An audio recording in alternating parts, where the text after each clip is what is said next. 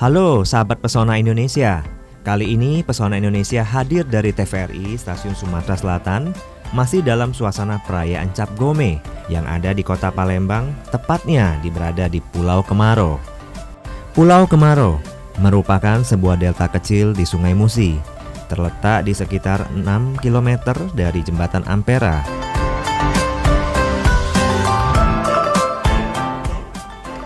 Di tempat ini terdapat sebuah kelenteng yang dibangun sejak tahun 1962 yang bernama Kelenteng Hoc Ching Bio atau Fu Cheng Miao.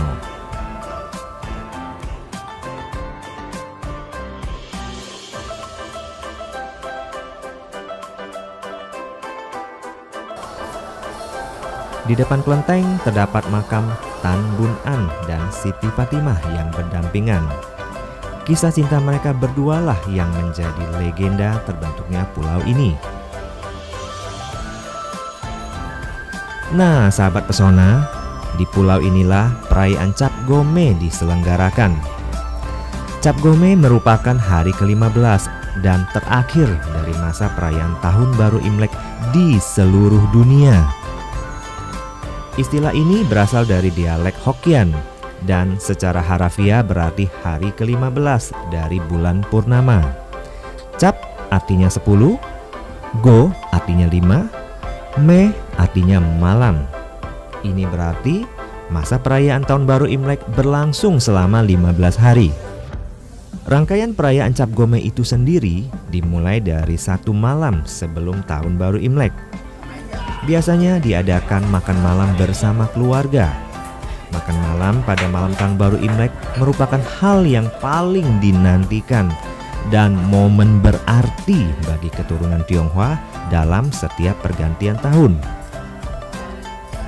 Pada malam itu, setiap anggota keluarga berkumpul untuk makan malam bersama. Makan malam ini disebut dengan Tuan Yuan Fan. Ini merupakan makan malam terakhir di tahun berjalan.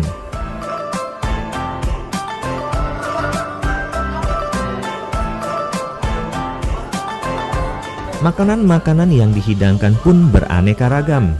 Ada buah-buahan, sayur-sayuran, steamboat, soun, mie goreng, ayam, udang, daging, ikan, telur rebus, dan kue apem.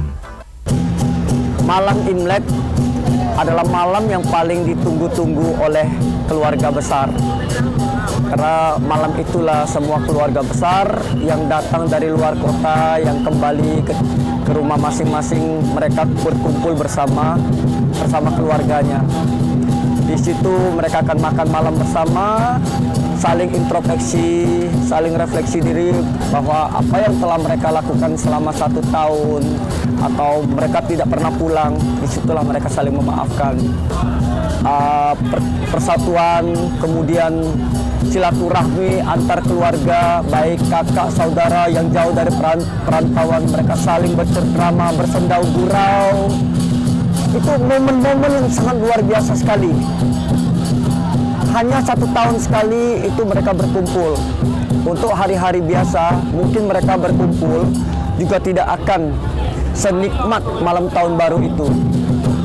Jadi malam inilah malam Sincia, kalau kita menyebutnya malam Sincia, itu adalah malam yang sangat ditunggu-tunggu oleh keluarga besar. Makanan yang disajikan pada malam Imlek itu juga banyak sekali makanan-makanan yang mengandung filosofi, seperti mie dengan telur yang dibungkus dengan pewarna merah. Mie ada filosofi juga bahwa mie maksudnya adalah kalau kita makan mie tahun itu kita akan panjang umur, dan telur merah akan mempunyai makna kemakmuran dan rezeki kita bulat seperti telur. Ada anggapan bahwa makan mie juga punya cara khusus, tidak sembarangan makan mie.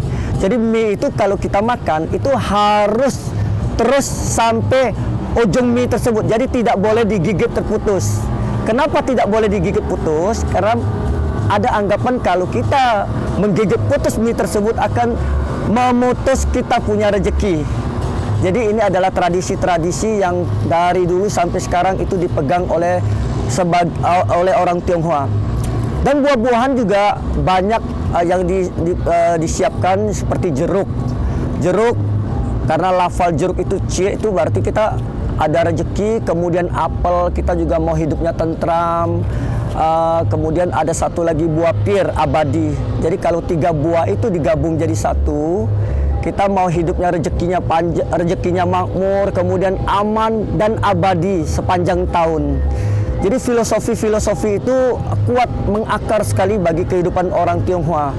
Banyak lagi makanan-makanan lain. Ya seperti misalnya ada lagi buah-buahan seperti nanas, kue apem yang sifatnya mengembang. Kita juga mau rezeki kita berkembang. Jadi itulah makanan-makanan khas yang ada di malam tahun baru. Dan malam tahun baru Imlek inilah momen bahagia itu terpancar dari raut wajah anggota keluarga. Karena pada malam ini juga ada pembagian angpau. Angpau dalam bahasa Tionghoa disebut Hong Pao yang berarti amplop merah. Ucapan kata angpau merupakan dialek suku Hokkien dan menjadi populer di Nusantara. Budaya pemberian angpau menjadi turun-temurun, diberikan kepada anak-anak pada malam sehari sebelum tahun baru Imlek. Saat ini, makna pemberian angpau sudah berubah seiring dengan perkembangan zaman. Para orang tua memberikan angpau kepada anak-anak yang belum menikah dengan tujuan di tahun yang akan datang akan mendapatkan berkah dan kesejahteraan serta jodoh. Sehabis makan malam bersama, ada juga kebiasaan malam itu juga orang tua akan membagikan angpau. Nah, tradisi ini sebagian juga masih dilakukan, ada juga keesokan harinya pada saat mereka sincia. Besok hari pada tanggal 1. Nah, pembagian angpau ini orang tua akan membagikan angpau kepada anak-anaknya.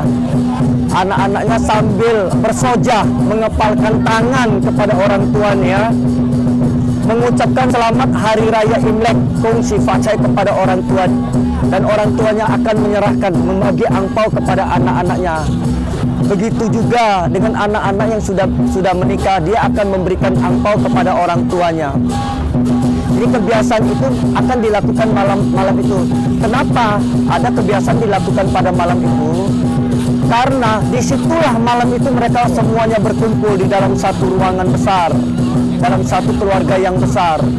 Karena kalau mereka besok paginya bagi-bagi angpau, kesannya juga mungkin agak sedikit ini, karena masing-masing keluarga yang sudah menikah, mereka akan mengurus rumah tangga mereka sendiri-sendiri. Jadi kesan ramenya itu tidak ada lagi. Jadi memang situlah silaturahmi, kumpul bersama dengan pembagian angpau, itu yang sangat menarik sekali.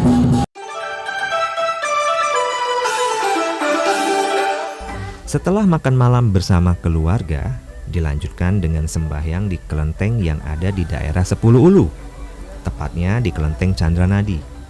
Di kelenteng ini telah dipenuhi umat yang ingin melakukan sembahyang jelang tahun baru Imlek.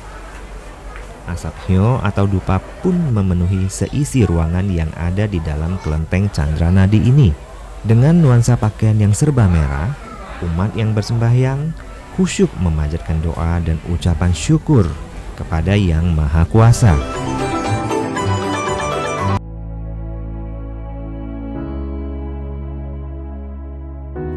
Pemirsa TVRI, pandemi COVID-19 belum berakhir.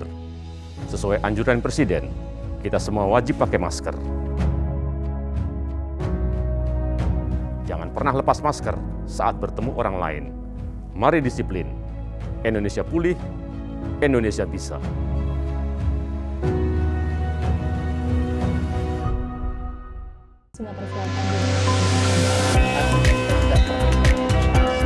Mengkaji ajaran-ajaran Islam bersama Ustadz dan Ustazah ternama, menelaah makna, menguatkan iman dan tauhid sebagai tuntunan kehidupan. Saksikan dakwah TVRI dan dakwah keliling setiap hari Jumat pukul 17 waktu Indonesia Barat. Hanya di TVRI Sumatera Selatan. Ilmu itu dari buayan sampai ke liang kubur.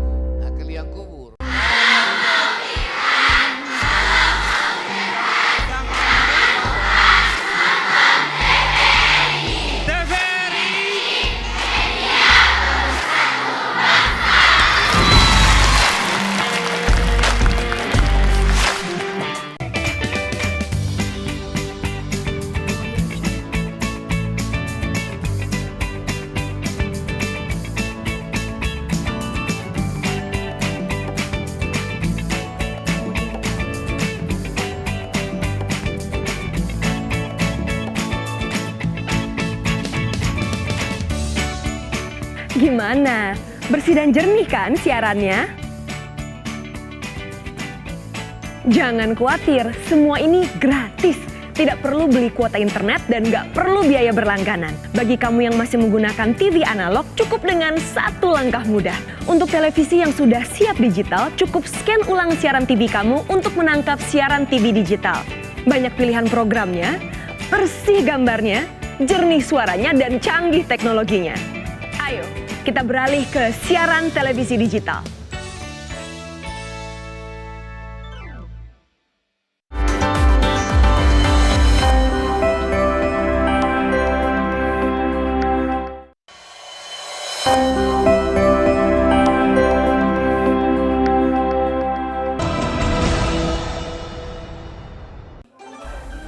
Tahun baru Imlek pun tiba.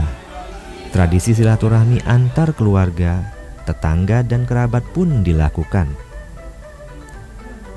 Kalau di Palembang biasanya disebut dengan Sanjo. Tradisi ini memang tidak hanya dilakukan saat Hari Raya Imlek, melainkan juga dilakukan saat perayaan Idul Fitri. Tetapi dalam Imlek, Sanjo ini atas dasar pemikiran dengan saling mengunjungi akan mendapatkan rezeki baru. Hanya di momen seperti Imlek inilah mereka yang jarang berjumpa karena kesibukan masing-masing memilih jatah libur dan dimanfaatkan untuk saling berkunjung ke rumah teman-teman. Sanjo Imlek juga termasuk kearifan lokal yang memang harus dipertahankan untuk kita dapat mengenal dan memahami satu sama lain. Tradisi Sanjo ini juga tidak harus dilakukan hanya sesama orang Tionghoa. Momen ini pastinya akan menyenangkan, sebab rumah mereka ramai didatangi oleh orang untuk berbagi kebahagiaan bersama.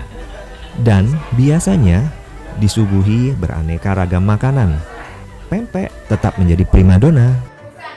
Di hari raya Imlek biasanya kita ada tradisi Sanjo. Nah, tradisi Sanjo ini biasanya dilakukan untuk mempererat tali silaturahmi antar kerabat dan teman-teman. Pada tanggal 9 bulan 1 penanggalan Imlek, orang Tionghoa terutama suku Hokkien melakukan upacara sembahyang Ching Tien Kung atau dalam dialek Hokkien disebut King Thi Kong, yang berarti sembahyang kepada Tuhan Yang Maha Esa. Di kalangan orang Tionghoa di Indonesia, sembahyang ini dikenal dengan sebutan sembahyang Tuhan yang dilakukan dengan penuh hikmat. Upacara sembahyang ini termasuk salah satu rangkaian upacara pada pesta Tahun Baru Imlek atau musim semi yang berlangsung selama 15 hari. Dari tanggal 1 sampai dengan tanggal 15 bulan 1 penanggalan Imlek. Di Wihara Pratnya-Santi, sembahyang Ching Tien Kung juga dilaksanakan, dipimpin oleh seorang biksu yang bernama Hui Chen dan didampingi oleh 4 orang biksu dan biksuni.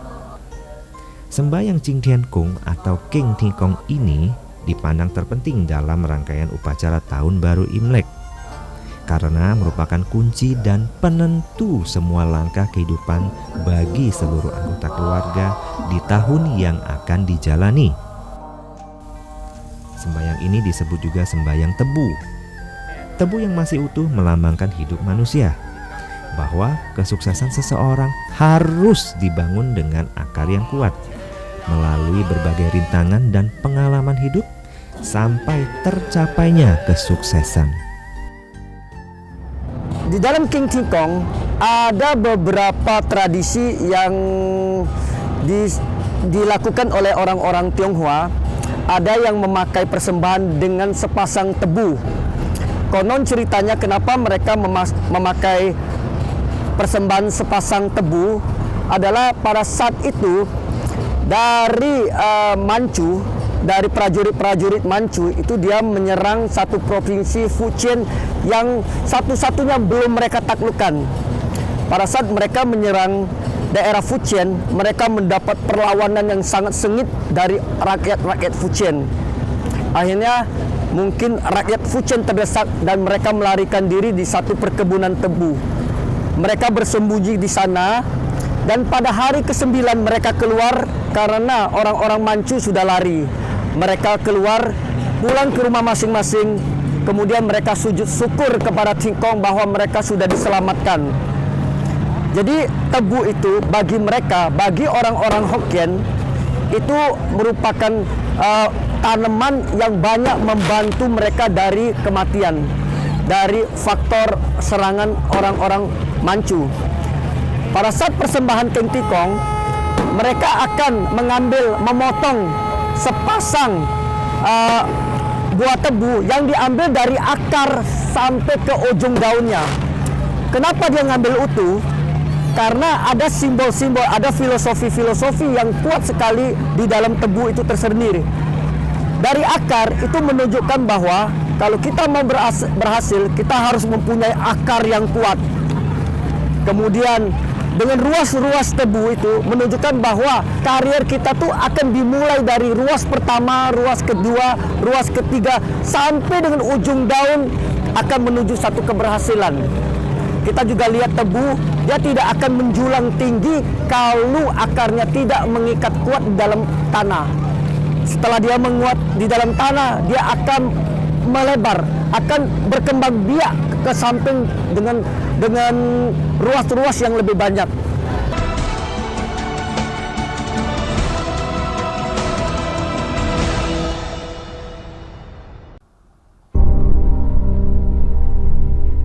Jelang perayaan Cap Gome, untuk memudahkan warga yang ingin menuju ke Pulau Kemaro, disiapkan pula jembatan.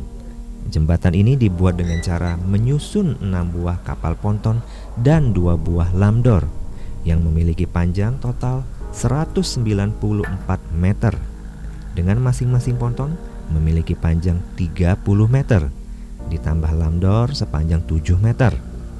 Membentang dari dermaga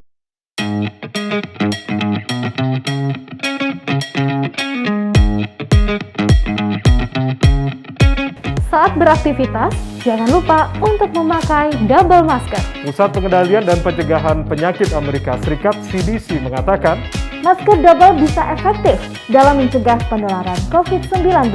Masuknya berbagai varian baru menuntut kita untuk lebih ketat memproteksi diri. Tapi, memakai masker double, penggunaannya juga harus tepat. Ini dia panduannya.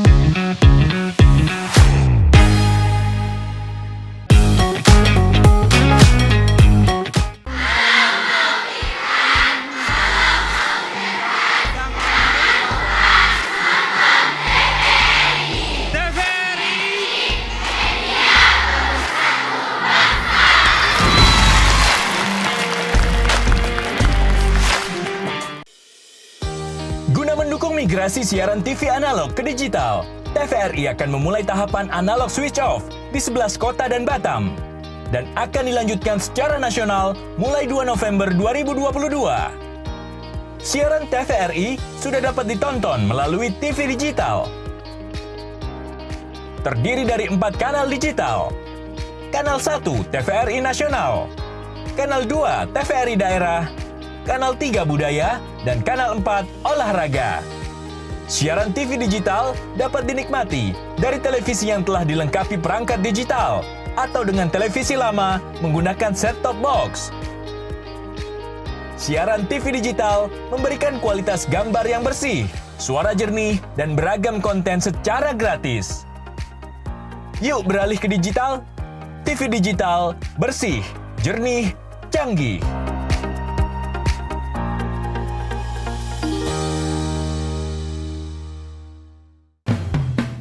Selamat datang di Corona Fashion Show. Fashion show menarik, gaya nyentrik namun menggelitik.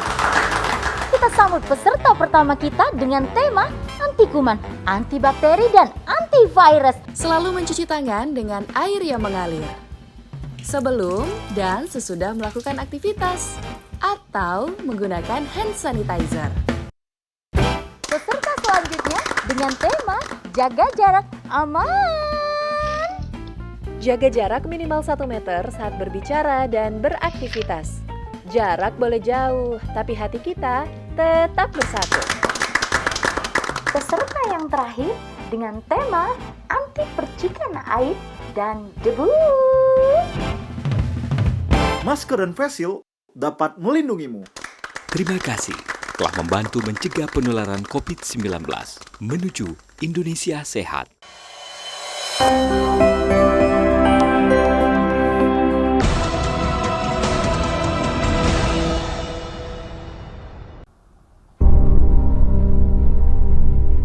Jelang perayaan Cap Gome, untuk memudahkan warga yang ingin menuju ke Pulau Kemaro, disiapkan pula jembatan.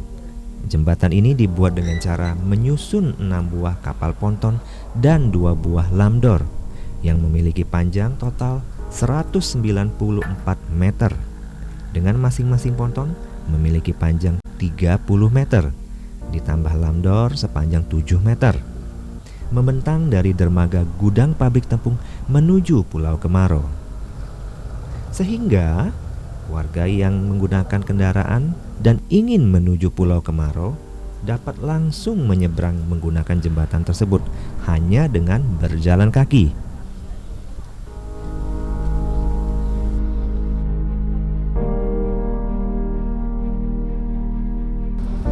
Pada perayaan Cap Gome kali ini bertepatan pula pada proses sembahyang kepada Dewa Laut, di mana sembahyang kepada Dewa Laut ini biasanya diselenggarakan tiap 5 tahun sekali. Ritual sembahyang kepada Dewa Laut bertujuan untuk mengucap syukur dan memohon kepada Yang Maha Kuasa untuk melindungi aktivitas yang diselenggarakan di Pulau Kemaro, baik aktivitas di darat maupun di sungai, agar tidak terjadi hal-hal yang tidak diinginkan. Proses sembahyang ini pun disediakan berbagai makanan, di antaranya berupa mie goreng, bihun goreng, aneka makan daging kambing, buah-buahan, sayur-sayuran, kue, dan lain sebagainya. Dipimpin oleh seorang rohaniwan Tridharma, makanan-makanan tadi pun dilarung ke Sungai Musi satu persatu. Ada tradisi tahunan 5 tahun sekali, di mana pada saat perayaan Cap Gome nanti, perayaan Cap Gome itu kita ada upacara ritual 5 tahunan. Panitia akan melakukan upacara sembahyang kepada Dewa Naga Laut. Dewa Naga Laut kita akan sembahyang di dermaga di Tongkang. Di Tongkang itu 5 tahun sekali. Tidak hanya jembatan kapal ponton yang disediakan untuk menuju Pulau Kemaro, kapal tongkang juga disiapkan panitia untuk mengangkut umat dan pengunjung. Perjalanan kapal tongkang ini dimulai dari kawasan 16 Ilir samping jembatan Ampera menuju Pulau Kemaro. Perjalanan ini cukup mengasihkan karena tongkang yang berjalan menyusuri Sungai Musi. Sambil menikmati semilir angin, kapal tongkang pun melewati jembatan Musi 4 yang membentang dari atas Sungai Musi, dari hilir ke hulu. Di Cap Gome, perayaan Cap Gome, tongkang-tongkang yang datang dari 16 ilir mengangkut penumpang itu kurang lebih 20 tongkang. Di mana satu tongkang itu bisa mengangkut kurang lebih 100 sampai 200 orang. Mulai dari jam 5 sore pada saat perayaan Cap Gome itu dimulai, jam 5 sore sampai besok sorenya. Jadi mereka tongkang tusuk akan mengangkut penumpang hilir mudik dari dermaga Hong Tiong Bio, kelenteng di 16 ilir sampai ke Hock Cheng Bio di Pulau Kemarau.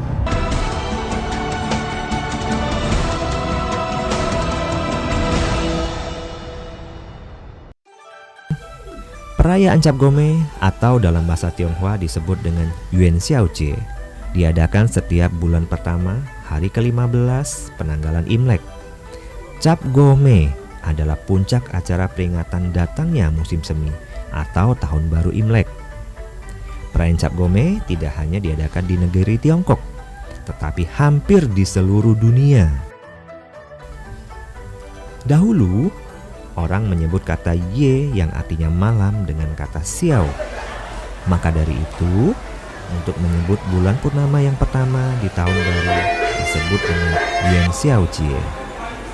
Secara resmi, perayaan Cap Gome sudah ada sejak zaman Han Wei, sekitar 1900 tahun yang lalu.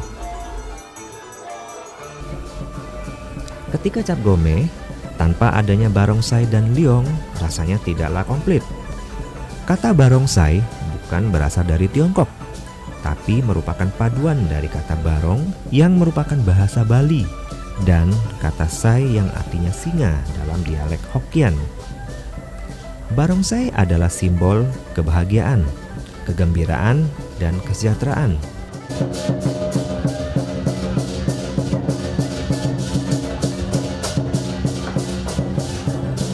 Sedangkan liong dianggap sebagai simbol kekuasaan atau kekuatan.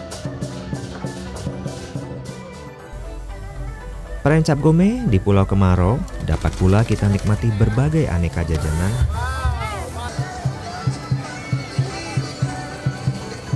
dan permainan anak.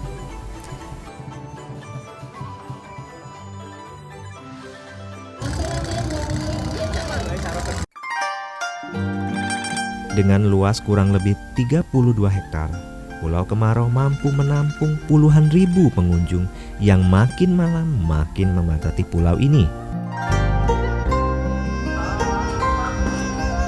Pertunjukan wayang orang pun disuguhkan untuk menambah kemeriahan malam perayaan Cap Gome di pulau ini.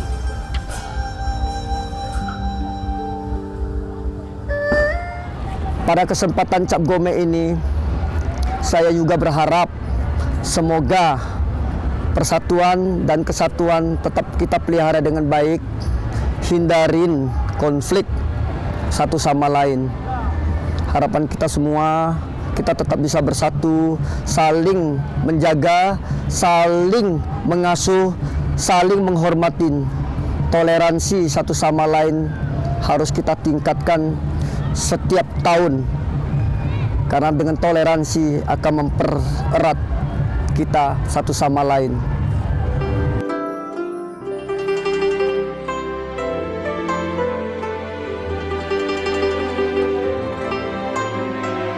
Nah, sahabat pesona Indonesia, inilah Indonesia kita. Indonesia yang penuh akan kekayaan suku, budaya, tradisi, dan agama. Bersatu menjadi satu bingkai negara kesatuan Republik Indonesia.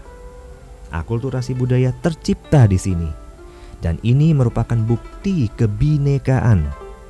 Tanpa memandang perbedaan, berbaur menjadi satu karena kita Indonesia.